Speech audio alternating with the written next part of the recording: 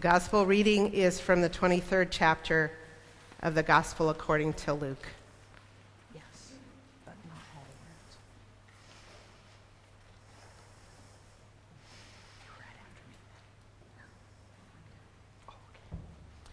Then the assembly rose as a body and brought Jesus before Pilate. They began to accuse him, saying, "We found this man perverting our nation, forbidding us to pay taxes to the emperor, and saying that he himself is the Messiah, a king."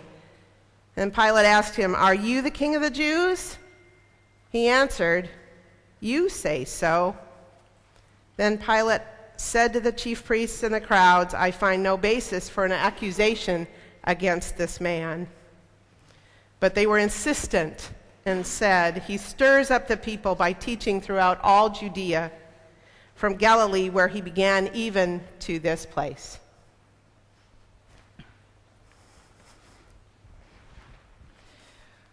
When Pilate heard this, he asked whether the man was a Galilean. And when he heard he was under Herod's jurisdiction, he sent him off to Herod, who was himself in Jerusalem at that time. When Herod saw Jesus, he was very glad, for he'd been wanting to see him for a long time, because he'd heard about him and was hoping to see him perform some sign. He questioned him at length, but Jesus gave him no answer.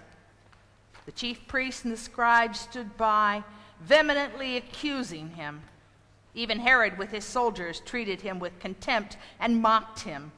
And then he put an elegant robe on him and sent him back to Pilate. Now, that same day, Herod and Pilate became friends with each other, and before this, they had been enemies. Pilate then called together the chief priests, the leaders, and the people, and said to them, "You brought me this man as one who is perverting the people, and here I have examined him in your presence, and have not found this man guilty of any of your charges against him. Neither has Herod, for he sent him back to us. Indeed, he has done nothing to deserve death. I will therefore have him flogged and release him." Then they all shouted out together, "Away with this fellow! Release Barabbas for us." This was a man who had been put in prison for an insurrection that had taken place in the city, and for murder. Pilate, wanting to release Jesus, addressed them again, but they kept shouting, "Crucify! Crucify him!" A third time he said to them, "Why? What evil has he done? I have found in him no ground for the sentence of death.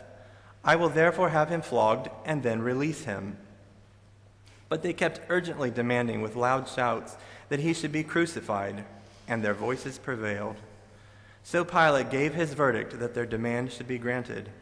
He released the man they asked for, the one who had been put in prison for insurrection and murder, and he handed Jesus over as they wished.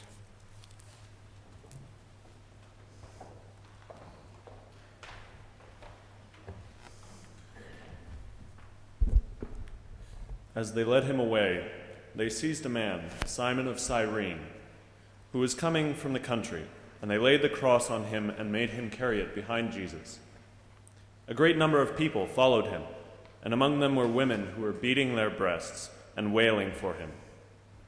But Jesus turned to them and said, "Daughters of Jerusalem, do not weep for me, but weep for yourselves and for your children.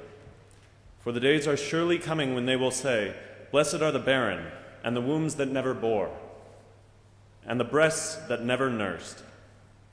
Then they will begin to say to the mountains, 'Fall on us,' and to the hills, 'Cover us.' For if they do this when the wood is green, what will happen when it is dry?"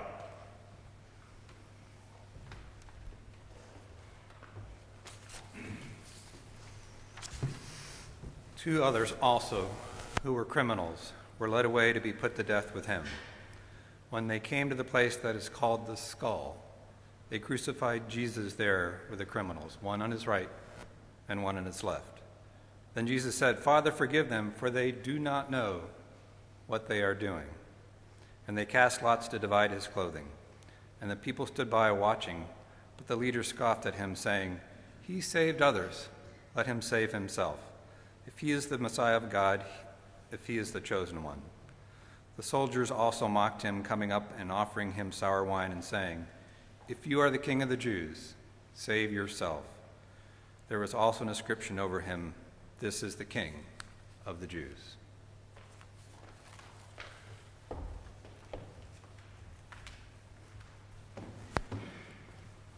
One of the criminals who were hanged there kept deriding him and saying, "Are you not the Messiah? Save yourself and us." But the other rebuked him, saying, Do you not fear God, since you are under the same sentence of condemnation? And we indeed have been condemned justly, for we are getting what we deserve for our deeds. But this man has done nothing wrong. Then he said, "Jesus, remember me when you come into your kingdom." He replied, "Truly I tell you, today you will be with me in paradise."